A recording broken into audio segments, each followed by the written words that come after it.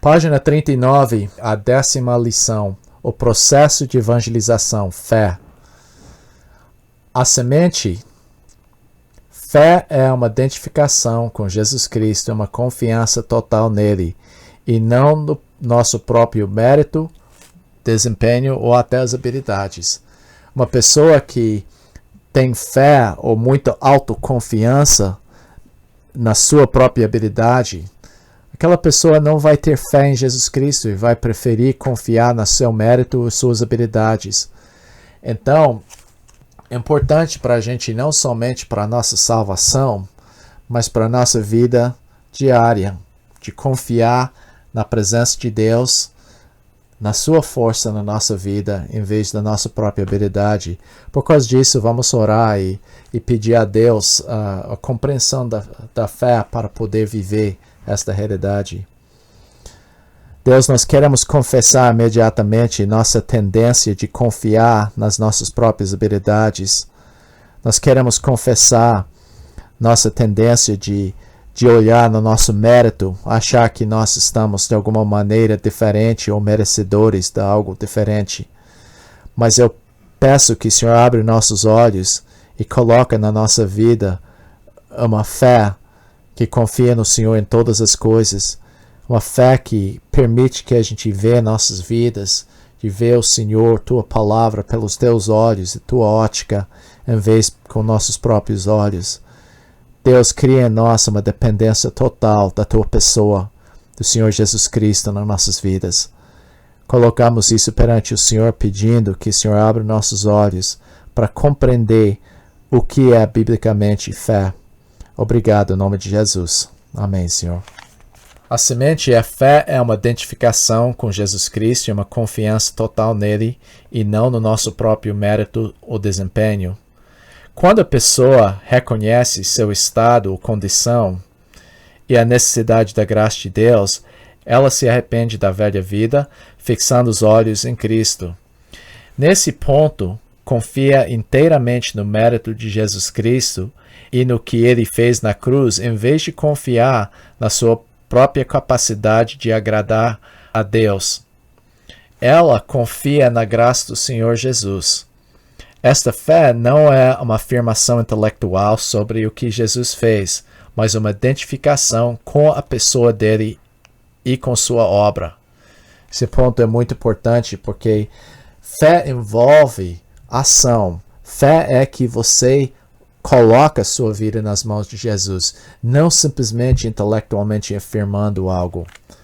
Esta fé leva a pessoa a morrer espiritualmente com Jesus e a ressuscitar junto com ele. Quer dizer, em vez de só acreditando que ele morreu e ressuscitou, essa se torna sua experiência. O resultado dessa obra divina é um relacionamento íntimo com Deus. Só Deus é capaz de produzir esse tipo de fé na vida de uma pessoa. Então, o versículo-chave que nós citamos, o contexto é da primeira viagem missionária de Paulo, estava com Barnabé na ilha de Chipre, e ele estava compartilhando com o procônsul da cidade, e de repente um homem que chama Bar-Jesus, filho de Josué, estava contradizendo o que eles estavam falando. Então, no poder de Jesus, Paulo falou e deixou esse homem cego. O procônsul viu isso. Nota que fala aqui. Então, o procônsul, vendo o que sucedera, creu. Maravilhando com milagre? Não. Com a doutrina do Senhor. Quer dizer, o que levou ele a se maravilhar não foi um milagre. Talvez o sinal que Paulo fez lá chamou a atenção do homem pelo fato que Paulo estava falando era verdadeiro, mas o que levou ele a maravilhar não foi um milagre, mas é a doutrina, os ensinamentos sobre Jesus Cristo. O sinal apenas confirmou o ensino. O ensinamento da palavra de Deus levou o homem a crer no Senhor Jesus. A parábola, o grão de mostarda, em Mateus 17, 20 a 21, fala quando os discípulos falaram de fato, começando em 19, então os discípulos aproximaram-se de Jesus, perguntaram em particular por que motivo não podemos expulsá-lo, porque eles não eram capazes de expulsar o demônio. Versículo 20, e ele lhe respondeu, por causa da pequeneza da vossa fé. Em verdade vos digo que se tiverdes fé como um grão de mostarda, direis a este monte, passa daqui para acolá, e ele passará. Nada vos será impossível. Mas esse casta não se espere, senão por meio de oração e jejum. Agora, está escrito na sua apostila, mesmo sendo pequena, a fé vem de Deus e é eficaz. Aquela fé que é pequena progressivamente cresce. A pessoa passa a ter mais e mais confiança em Deus. Jesus estava utilizando uma figura de linguagem, hipérbole. Isso consiste no exagero de um fato. A menor fé muda a maior coisa. Quer dizer que pequena fé pode mudar a maior montanha. Ele não está falando literalmente, mas estava falando um hipérbole, uma exageração, para você entender como precisava só pequena fé para fazer grandes coisas. Agora, o que ele estava dizendo nesse contexto é que, você lembra, ele estava descendo da Monte de Transfiguração. E nesse momento, quando ele estava lá com o monte, com Pedro, João e Tiago, alguém levou um rapaz com demônio e falou para os discípulos, perguntando se eles poderiam expulsar o demônio. Na autoconfiança, tendo feito isso várias vezes antes, eles falaram, claro, traga ele aqui. Quando eles não conseguiram, eles ficaram perguntando por quê. Eles passaram vergonha nesse momento. E, essencialmente, Jesus falou porque sua fé é pequena. Não é que, através da sua fé, eles poderiam alcançar o impossível, mas o problema é que eles estavam muito autoconfiantes, confiando na sua habilidade em vez de confiando em Deus nesse momento, em vez de depender do poder de Deus. Por isso, mesmo não estando no original, aquele trecho que esse só sai com oração e jejum são demonstrações da dependência de Deus. E eles não tiveram essa dependência de Deus. Então, que Jesus estava falando, olha, o momento que você confia em Deus, você coloca a sua fé nele. Você não entende muita coisa. Uma pessoa que acaba de se converter tem pequena fé. Ele confia em Jesus para perdoar seus pecados. Mas progressivamente, quando você vai crescendo na sua confiança em Deus, você vai aumentando sua confiança nele. Você começa a confiar nele em várias áreas da sua vida e viver mais conforme seu padrão. Então Jesus estava até falando para esses discípulos que eles não chegaram àquele ponto de ter aquela pequena fé. Porque se eles tivessem essa confiança, eles poderiam confiar e realizar as coisas conforme a vontade de Deus, fazendo o impossível dessa maneira. Não na sua própria força, não porque eles estão com fé na sua fé ou exigindo alguma coisa, mas por causa do fato que eles estão confiando em Deus. Sua vontade é a vontade deles. Eles estão achando sua satisfação em Deus. Os desejos deles são conforme ao desejo de Deus. Então, esse parábola está nos ensinando de como que devemos começar com pequena confiança em Deus, confiando completamente nele e aprendendo como confiar nele em todas as circunstâncias. Exposição, a base bíblica número 1. A palavra fé significa confiança. Fé é deixar de confiar na sua habilidade ou merecimento e passar a confiar em Jesus e em sua obra. A fé envolve, número 1, humildade. Então, o primeiro exemplo que nós demos aqui é a centurião. O centurião, a gente acha em Lucas 7, 1 a 10. Nós vamos ver dois exemplos de pessoas que não estavam confiando no seu merecimento, mas confiando na pessoa de Jesus. Versículos 1 a 10. Tendo Jesus concluído todas as suas palavras dirigidas ao povo, entrou em Cafarnaum. Versículo 2. E o servo de um centurião sendo um líder de 100 soldados no exército romano, que você lembra que o exército romano estava ocupando a terra lá e era meio desprezado pelos judeus. E o servo de um centurião, a quem este muito estimava, estava doente, quase à morte. Tendo ouvido falar a respeito de Jesus, enviou-lhe alguns anciões dos judeus, pedindo que viesse a curar o seu servo. O centurião mostrou dois aspectos da sua fé. Aqui, número 1, ele não se achou digno de aproximar Jesus. Então ele mandou outros para falar para ele. E a segunda coisa é que ele reconheceu que Jesus era capaz de fazer qualquer coisa. Então ele confiou no poder de Jesus sem confiar no seu merecimento. Versículo 3 fala, tendo ouvido falar a respeito de Jesus, enviou alguns anciões dos judeus, pedindo que lhe viesse a curar seu servo. Esses, chegando-se a Jesus, com instância, lhe suplicaram, dizendo, ele é digno. É o contrário que o centurião falou.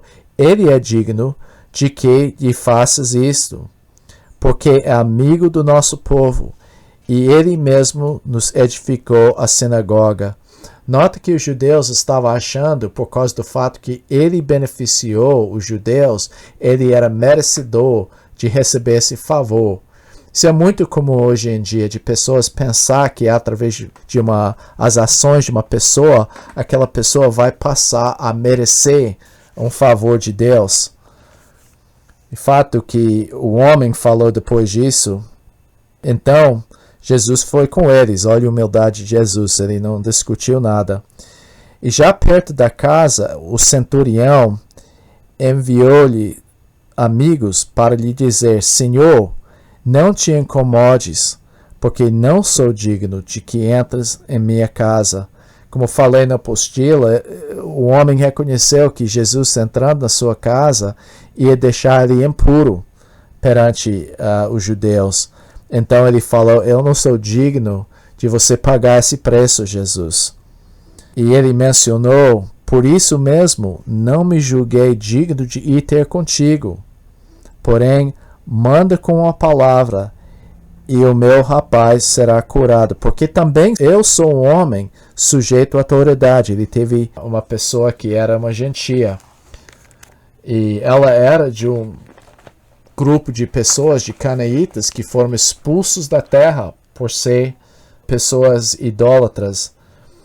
Em Mateus 15, 21 a 28, nós podemos ler, partindo dali, retirou-se para os lados do Tiro e Sidom. Talvez Jesus estivesse escapando das multidões para poder focalizar no treinamento dos seus discípulos.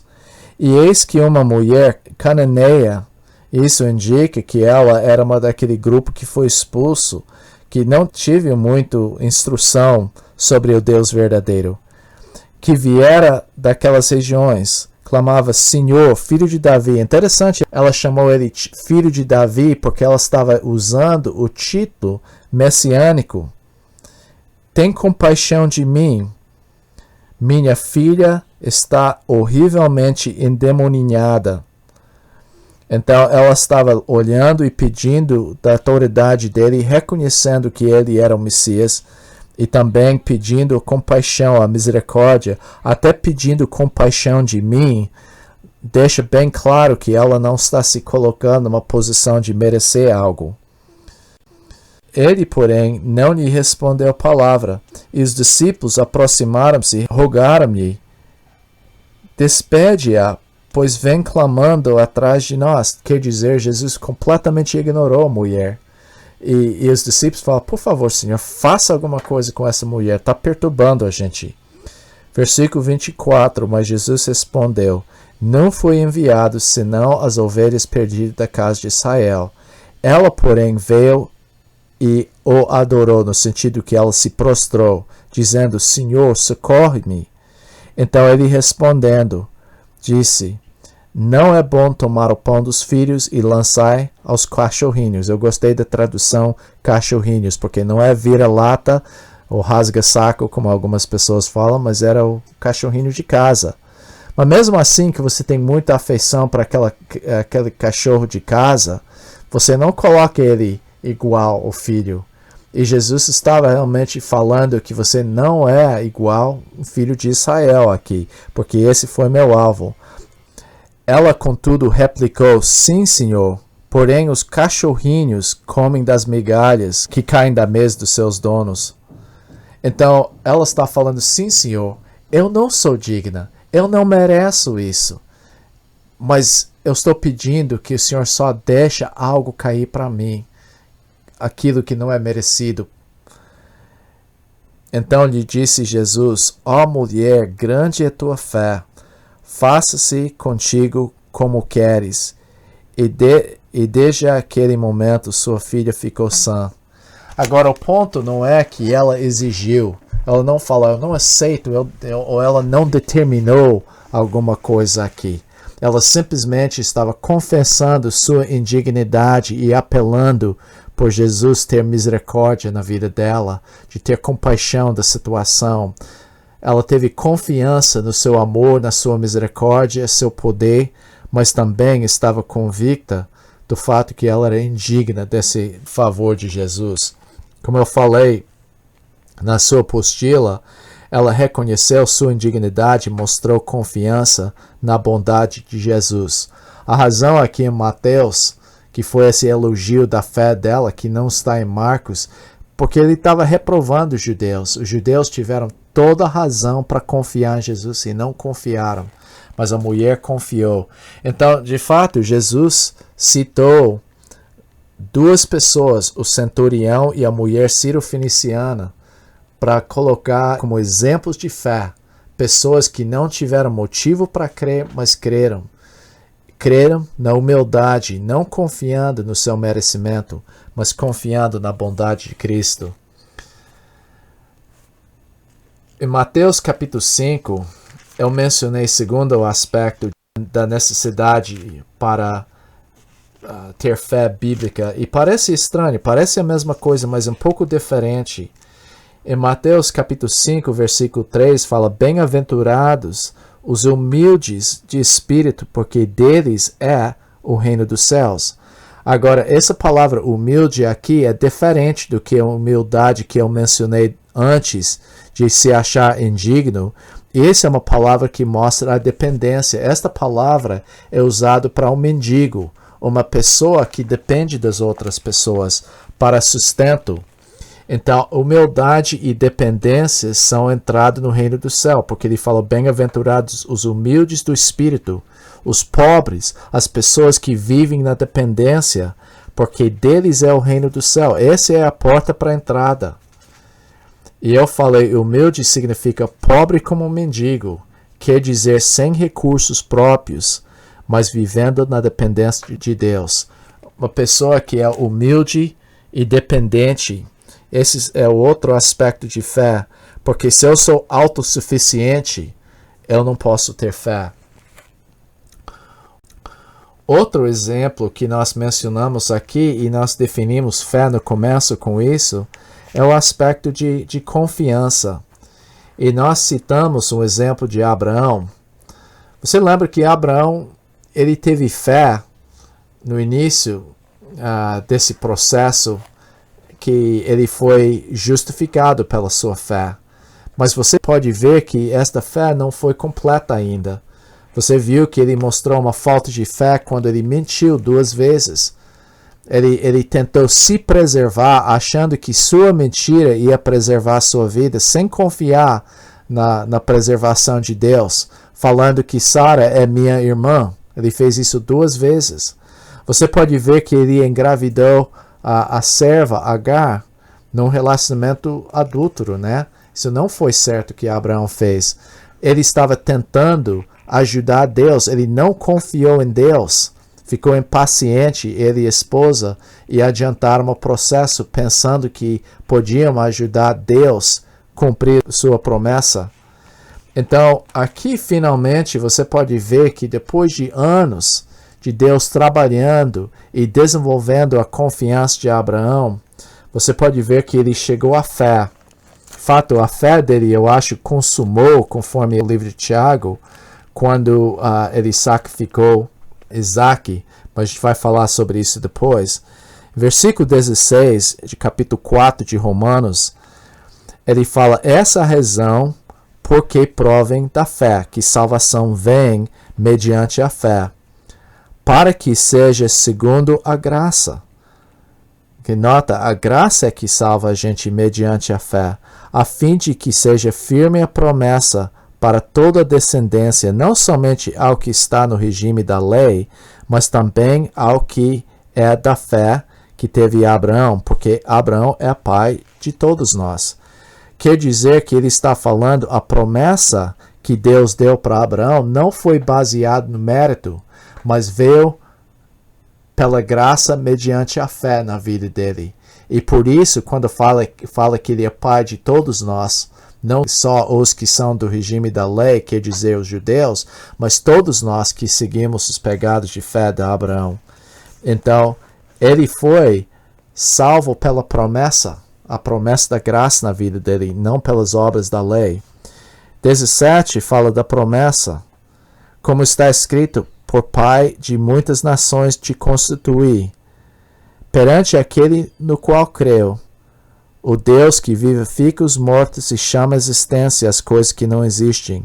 Quer dizer, Abraão confiou nesse Deus que é capaz de vivificar os mortos. Abraão estava praticamente morto, velhinho, e chama à existência aquele que não existe.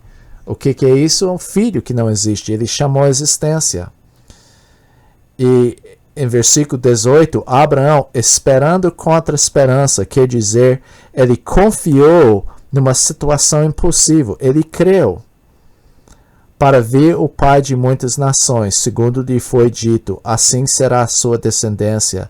Então, numa situação impossível, Abraão confiou em Deus. E sem enfraquecer na fé, quer dizer, sem enfraquecer na sua confiança, embora levasse em conta o seu próprio corpo amortecido, sendo já de 100 anos e idade avançada de Sara, 90 anos.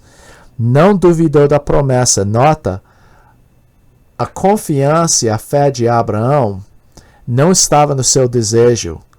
Eu tenho fé em Deus que eu vou passar. Eu tenho fé em Deus que eu vou ser curado. Eu tenho fé em Deus que eu vou receber aquele emprego. Não há promessa para essas coisas. Não há uma garantia. A Bíblia nunca prometeu prosperidade para uma pessoa. Ele é capaz de dar quando ele quer, quando ele sabe que é o melhor. Mas o que é a fé? Primeiramente estava no promessa de Deus, no propósito de Deus para a sua vida. Ele confiou. Ele olhou nas circunstâncias da sua vida. Eu sou velho, parece impossível, mas eu vou continuar confiando em Deus por seu propósito na minha vida. Ele não duvidou da promessa, versículo 20, de Deus por incredulidade, mas pela fé se fortaleceu, dando glória a Deus, estando plenamente convicto de que ele era poderoso para cumprir o que prometera. Você pode ver que a pessoa está confiando na bondade de Deus, no plano de Deus, na promessa de Deus e, finalmente, aqui, no poder de Deus para cumprir. Quer dizer que, às vezes, eu faço promessas para meus filhos que eu não posso cumprir. Tem imprevistos que acontecem, que são fora do meu controle. Mas isso não existe com Deus. Você pode ter certeza que Ele é poderoso para cumprir o que Ele prometera. Ele não confiou no seu esforço. Ele esperava no que era possível. Ele confiou na promessa de Deus e confiou no poder de Deus. Isso que era importante. Então, Provérbios capítulo 3, lá número 2, lá embaixo da página 39, fala em versículo 5 a 7, confia no Senhor de todo o teu coração. Quer dizer que toda a sua vontade, toda a sua emoção, todos os seus pensamentos é uma confiança absolutamente no Senhor. Confia no Senhor de todo o teu coração e não te estribes no teu próprio entendimento. Quer dizer, a nossa confiança tem que ser no Senhor absoluto, sua palavra, quem Ele é, sua pessoa e seu plano para a nossa vida. Não que eu desejo, mas seu plano para a minha vida. E não me apoio no meu próprio entendimento, porque muitas vezes que eu faço, eu fico raciocinando, pensando como se eu fosse Deus, eu resolveria a situação. E ele está falando de não confiar nos seus próprios recursos, mas confia nele para dirigir sua vida. Reconhece-o em todos os teus caminhos, e ele endireitará as tuas veredas. Então, o que ele está querendo dizer é de você realmente andar e confiar nele para dirigir os passos da sua vida. Muitas vezes pessoas acham fé é você achando confiança que Deus vai dar o que você acha que é melhor para a sua vida. Fé não é isso. Fé é você estar confiando em Deus fazer o melhor para a sua vida. Porque o melhor para a sua vida não é necessariamente aquilo que vai fazer você mais confortável, mas aquilo que vai aproximar você mais a Deus e glorificar o seu nome. Daí ele falou, não sejas sábios aos teus próprios olhos, não confia na sua própria sabedoria. E ele falou, teme ao Senhor e apartai-te do mal. Isso significa, adore a Deus e abandone o mal. Mais uma coisa que não está na sua apostila, será isso, saúde para o teu corpo e refrigério para os teus ossos. Isso indica que quando a gente vive essa vida de confiança em Deus, não tentando ajeitar a situação, impondo nossa vontade em Deus, mas anda uma vida de fé, nós vamos gozar de mais saúde. Muitas das doenças e problemas não são castigos do Senhor, mas são simplesmente o resultado de estresse e ansiedade nas nossas vidas. Então, essa é uma demonstração da gente conduzir nossa vida não nos nossos próprios recursos, nossa própria sabedoria ou entendimento, mas confiando no Senhor. Página 40. Nós já falamos que fé envolve humildade, dependência e confiança. Agora, fala que é uma identificação. Conforme Romanos capítulo 6, nós podemos achar alguns trechos que falam o que para mim é o alvo da nossa fé. Fala aqui na sua apostila, na página 40, a palavra fé é mais do que acreditar, pois implica envolvimento e identificação com Cristo. Romanos 6 ensina que nossa fé nos leva a estar, número 1, crucificados com Jesus. Versículo 3. Ou porventura ignorais que todos os que fomos batizados em Cristo Jesus, fomos batizados na sua morte. A gente sempre fala que esse trecho é um versículo seco, no sentido que não tem água. Nós sempre falamos que esse versículo é um versículo seco, no sentido que não há água. Ele não está falando de batismo em água, mas ele está falando sua fé é uma identificação com Jesus Cristo, identificação com sua morte. Então, o que acontece? Você morre junto com Cristo. Fomos, pois, versículo 4, sepultado com ele na morte pelo batismo. Quer dizer, o sepultamento também foi o resultado da fé, que nós cremos nele, nós estamos colocando nossas vidas lá dentro dele, sendo crucificado com Cristo, sepultado espiritualmente com Cristo. E, finalmente, ele falou em versículo 5, porque se fomos unidos com ele na semelhança da sua morte, certamente o seremos também na semelhança da sua ressurreição. Ele não está falando de modo de batismo nesse trecho, mas ele simplesmente está falando com identificação com sua morte, leva a gente a se identificar também com sua ressurreição. Então, fé não é simplesmente acreditar, mas você está identificando e entrando na experiência com aquilo. Quando eu estudei o grego acerca de crer, da palavra crer, ou fé em alguém, tem 3 palavras gregas. Um pode ser traduzido fé em Cristo, que ele é a esfera da sua crença. Outro é fé em cima de Cristo. Quer dizer, ele é a base da nossa fé, mas a maioria das vezes ele está falando crer para dentro de Jesus Cristo. Quer dizer, minha vida está sendo colocada. Vocês sabem bem o exemplo que eu uso sempre, colocando uma nota de R$10 dentro da sua Bíblia. Quando você coloca a nota de R$10 dentro da Bíblia, o destino da Bíblia é o mesmo destino dos R$10, porque os R$10 estão dentro da Bíblia. Então, por causa disso, o que acontece com a Bíblia vai acontecer com os R$10. Sua fé é do mesmo jeito. Sua fé é para dentro de Cristo. Você está identificando com Cristo ao ponto de que seu destino é seu destino. Então, isso que acontece. Fé vai além de somente acreditar no fato de Cristo ter morrido por nós. Sua cruz passa a ser nossa experiência. Ponto E, página 40. A fé verdadeira sempre produz obras. Essa é a razão que Hebreus capítulo 11 foi escrito. Então vamos olhar em Hebreus capítulo 11. A definição de fé, ele fala, ora, a fé é a certeza das coisas que se esperam, a convicção de fatos que se não veem.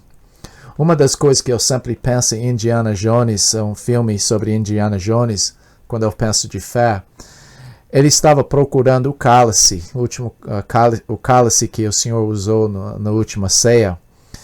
E ele teve um lista de instruções, eu não me lembro os detalhes. Ele estava correndo num corredor, numa caverna, e ele parou no abismo.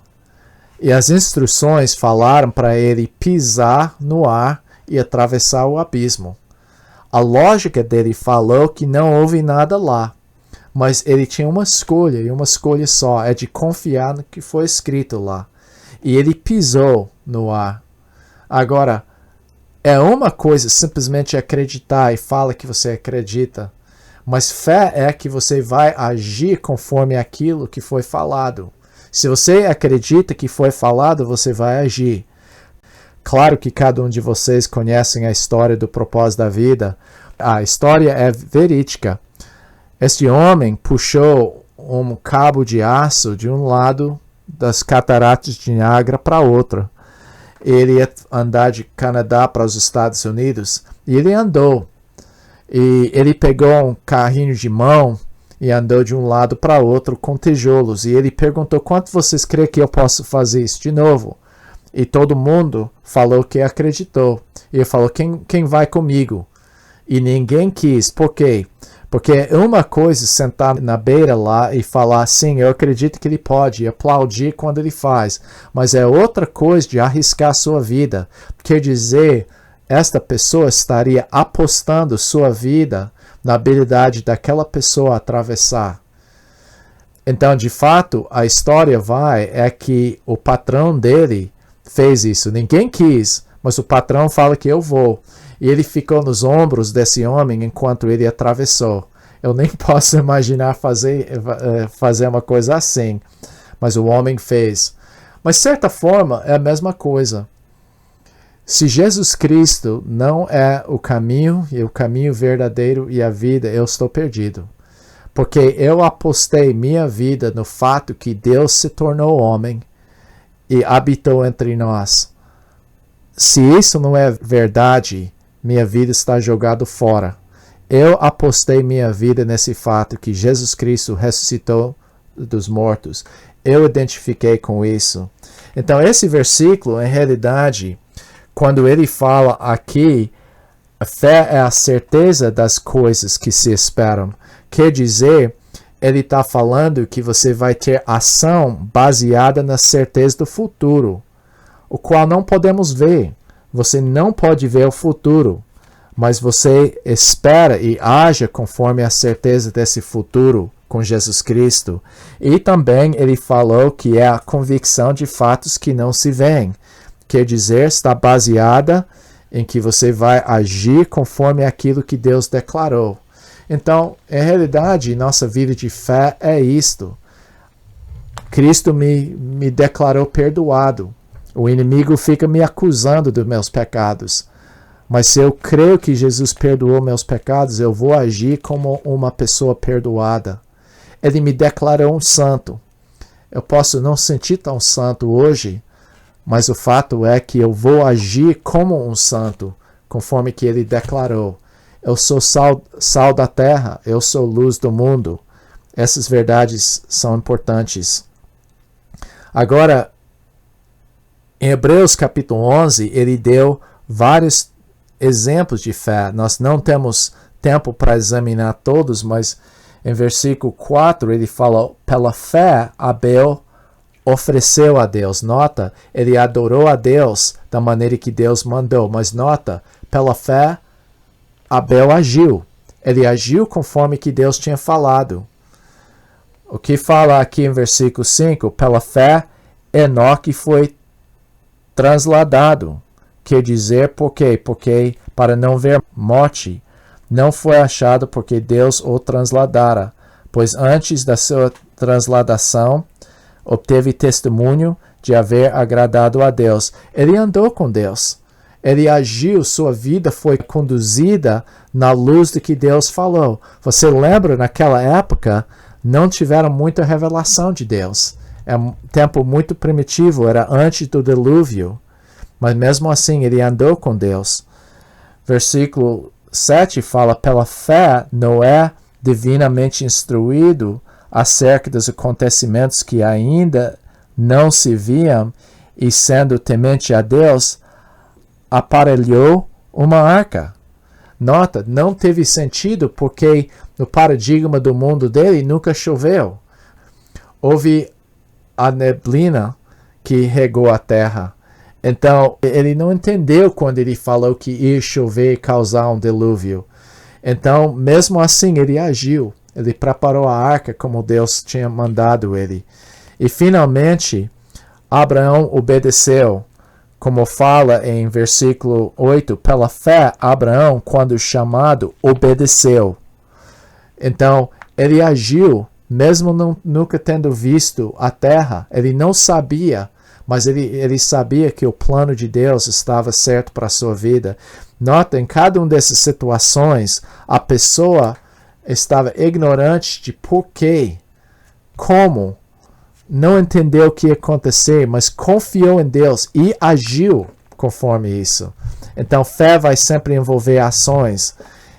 E você sabe que o último ponto aqui, fé sem obras, sem ação, é morta. Quer dizer, o alvo desse trecho é como é que você vai saber se uma pessoa tem vida?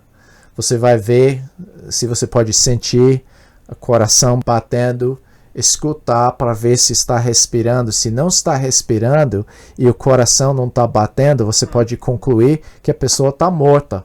E se a pessoa não tem ações, obras, que é fruto da fé, você pode concluir que a fé é morta também. Então, nesse trecho, ele falou em versículo 14, em Tiago capítulo 2, versículo 14, meus irmãos, qual é o proveito se alguém disser que tem fé, mas não tiver obras? Pode acaso este tipo de fé salvá-lo? E a resposta é não. Fé sem obras não salva, porque não é fé salvadora. E ele falou, versículo 15, se um irmão ou uma irmã estiverem carecidos de roupa e necessitar de um alimento cotidiano, e qualquer dentre vós de dizer, ide em paz, aquecei-vos e fartai-vos, sem contudo lhe dardes o necessário para o corpo, qual é o proveito disso? Quer dizer, fé sem obras é inútil. Simplesmente falando as palavras não mostra nada. E ele falou em 17, fé sem obras é morta. Assim também, a fé, se não tiver obras por si, só está morta. Quer dizer que as obras não trabalham junto com fé ou são qualquer maneira que vai merecer alguma coisa, mas são evidência do fato que a fé existe. Como meu respiro é evidência que eu sou uma pessoa viva, também isso é evidência do fato que eu tenho fé. Ele falou em versículo 18, mas alguém dirá, tu tens fé e eu tenho obras. Mostra-me essa tua fé sem obras, e eu, com as obras, te mostrarei a minha fé. Quer dizer, você não pode comprovar que você tem fé sem obras. Então, a realidade da fé daquela pessoa tem que ser demonstrada na transformação de vida, nas boas obras, da maneira que ele age. Você lembra da história que contamos sobre Zeppelin do Evangelho? Em realidade, eu não contei isso, mas o vizinho que se converteu achou que Jorge, o vizinho, era péssimo vizinho. Eles convidaram ele para várias funções e ele estava muito desligado, seu vizinho. Por quê? Porque ele estava ocupado com atividades da igreja e da sociedade do Zeppelin do Evangelho. Mas o que aconteceu quando ele deixou a sociedade Zeppelin e começou a passar tempo com o vizinho, por exemplo, ajudando a lavar roupa quando o esposo estava no hospital, fazendo uma faxina da casa.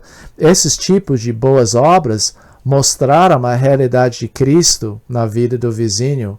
Como eu falei, que o vizinho falou, eu nunca conheci alguém de perto que teve Jesus como tão real na sua vida. Eu vi Jesus nas suas vidas. Então, essa é a evidência de fé. Então, tem muitas pessoas que têm fé na sua fé. Eu sei que eu sou salvo porque eu tomei decisão.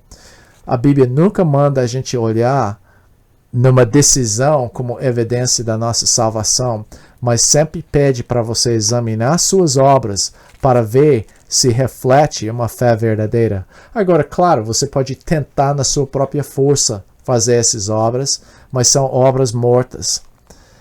A última parte aqui, ele mencionou Abraão, no fim desse trecho aqui.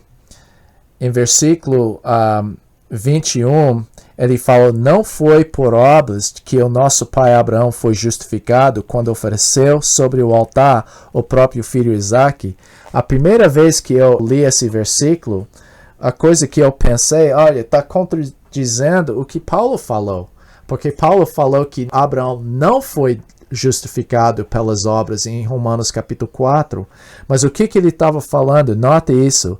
Vês como a fé operava juntamente com suas obras, com efeito, foi pelas obras que a fé se consumou, quer dizer, chegou ao alvo. Aquela fé que era grão de mostarda na vida de Abraão foi crescendo e chegou ao objetivo nesse ponto. A fé de Abraão finalmente amadureceu e se cumpriu a escritura, a qual diz, ora, Abraão creu em Deus e isso lhe foi imputado para a justiça. Quer dizer, o fato que ele ofereceu Isaque foi evidência que a fé que justificou Abraão realmente salvou Abraão. Então, por isso, a Bíblia fala que ele foi chamado amigo de Deus. Então, as obras são a evidência de que fé existe. Ele falou no fim, de igual modo, não foi também justificado por obras a meretriz Raabe, quando acolheu emissários e fez partir para outro caminho, quer dizer, ela confiou em Deus, e o fato que ela arriscou sua vida mostrou a realidade da sua fé. Porque assim como o corpo sem espírito é morto, assim também a fé sem obras é morta. Quer dizer, como uma pessoa sem fôlego, esse aspecto aqui do espírito, uma pessoa, corpo sem fôlego é morto. Assim, a fé sem obras é morta. Porque o fôlego é evidência de vida e também as obras são evidência da vida também. Agora, na página 40, temos os princípios aqui. Como já falamos, a fé vem de Deus. A fé não pode ser produzida pelos nossos argumentos. Não é natural confiar em Deus, o qual não vemos, em vez de confiar nos nossos recursos. Eu prefiro confiar em mim do que num Deus. Essa é a maneira que muitos homens pensam. Por isso, A fé verdadeira é produzida por Deus e precisamos orar para a pessoa chegar a esse ponto. Quer dizer, a pessoa não vai confiar em Jesus imediatamente. Você vai expondo a pessoa de Jesus, você vai expondo a palavra e a pessoa gradualmente vai começar a confiar na palavra de Deus. A segunda coisa que nós colocamos aqui, ponto B, é que a palavra produz fé. Como nós falamos, milagres, programas e argumentos não produzem fé. Só a palavra pode levar a pessoa a crer em Jesus. 1 Coríntios, capítulo 2, tem um aspecto muito importante. Paulo tinha ido para Atenas e falado do evangelho lá e não tinha dado muito certo, mas ele mudou a estratégia quando ele foi para Corinto.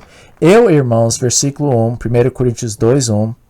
Eu, irmãos, quando fui ter convosco, anunciando-vos o testemunho, o mistério de Deus, não o fiz com ostentação de linguagem ou de sabedoria, porque decidi nada saber entre vós, senão a Jesus Cristo e esse crucificado.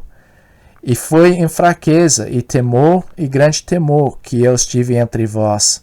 A minha palavra e minha pregação não consistem em linguagem persuasiva de sabedoria, mas em demonstração do Espírito e poder, para que vossa fé não se apoiasse em sabedoria humana, e sim no poder de Deus. Que Paulo está falando, eu decidi chegar com vocês proclamando essa mensagem, não com linguagem bonita ou jeito assim, mas eu decidi saber nada ou pregar nada além de Jesus Cristo e esse crucificado.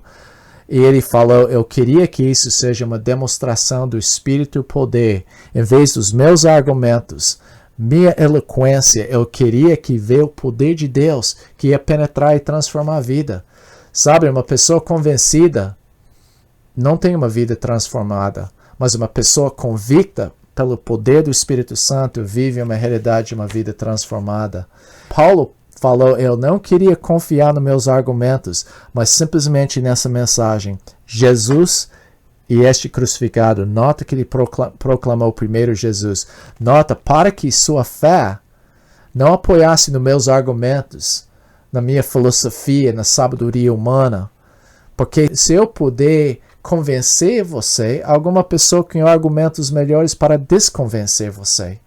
Então, Paulo não queria que a fé tenha a base nos argumentos humanos, mas no poder de Deus, o Espírito Santo, transformando e dando convicção da pessoa. Então, falamos que milagres não produzem fé, porque Romanos 10:17 fala, fé vem de ouvir, e ouvir da pregação da palavra. Então, esse de onde fé vem, da pregação da palavra de Deus. Ponto C. Às vezes, as pessoas precisam chegar ao fundo do poço para parar de confiar em si mesmas e confiar em Deus. As pessoas podem se interessar pela palavra e compreendê-la, mas às vezes precisam passar por uma crise para chegarem ao ponto de confiar na obra de Cristo. Por isso é importante estar envolvido na vida das pessoas e estar alerta para perceber o momento em que a pessoa está mais aberta para depositar sua fé em Cristo. Quer dizer, tem pessoas que entram na igreja, tomam decisão, parecem joia, mas daí uma coisa acontece ruim na vida daquela pessoa. E de repente, parece que a fé se torna mais real. Sabe por quê? Porque a pessoa se converteu, de fato. Antes eles eram pessoas convencidas, interessadas, mas nesse momento a pessoa chegou no fundo do poço. Eu falo isso, que isso aconteceu comigo.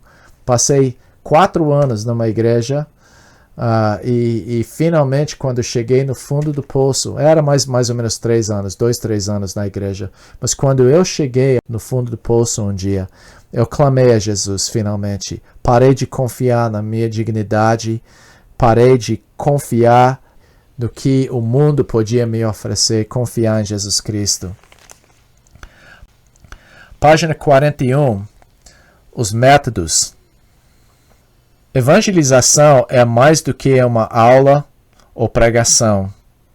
É um envolvimento na vida das pessoas. Paulo falou que ofereceu aos Tessalonicenses não somente o Evangelho de Deus, mas igualmente a nossa própria vida.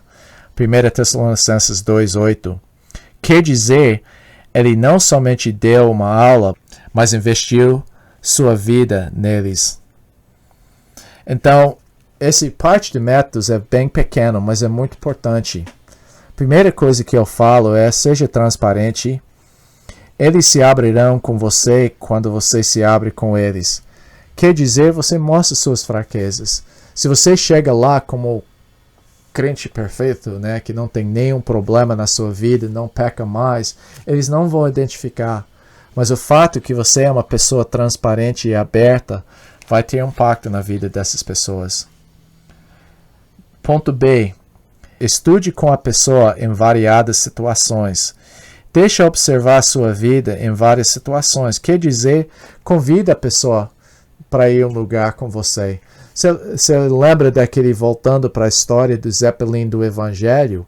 A questão que levou a pessoa a conhecer Cristo é Jorge, a pessoa foi para a praia com ele, foi para diferentes situações, fez passeios com aquela pessoa.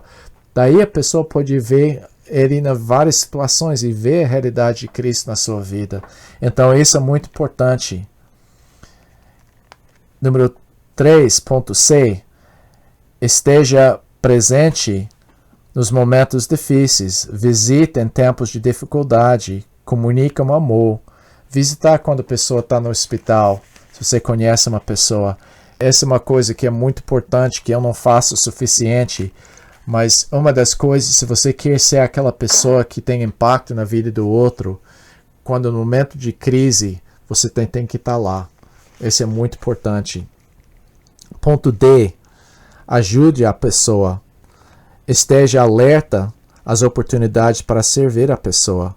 Quer dizer que isso não significa só dando dinheiro, tentando atrair eles pelo benefício próprio. Você não quer encorajar uma pessoa interesseira, mas você está lá para servir. A pessoa está se mudando, você vai lá e ajudar na mudança, ajudar a capinar o quintal, a levantar a parede quando você sabe fazer mão de obra. É uma coisa prática que você pode fazer com aquela pessoa. Fato isso é melhor do que dando dinheiro, simplesmente servindo a pessoa na maneira prática. E ponto E fala: ore pela pessoa. Pergunte como pode orar por ela e leva os seus pedidos perante o Senhor regularmente. Ore. Agora você não está falando: olha, eu vou orar para você ser curado, garanto que Cristo vai te curar. Não é uma coisa assim. Fala o que está no seu coração. Eu gostaria de levar esses pedidos, essas preocupações que você tem perante o Senhor, de uma maneira bem natural. As tarefas, na página 41. O estudo. Você deve fazer o terceiro e o quarto estudo do propósito da vida. Leitura, Marcos 15-16, perguntando como Jesus reagiu quando acusado e maltratado. Esse fala mais da crucificação de Jesus. Número 3, tarefa, compartilhe o que está aprendendo desse curso com alguém de sua igreja que não está participando da evangelização. Quer dizer, começa a falar: olha, está muito bacana isso, olha, a gente está aprendendo isso porque eu quero que esse curso vai contagiar as pessoas da igreja. E número 4, oração. Peça que Deus continue desenvolvendo sua fé, para que confie não nos seus próprios recursos, mas no poder de Deus manifestado por meio da sua vida.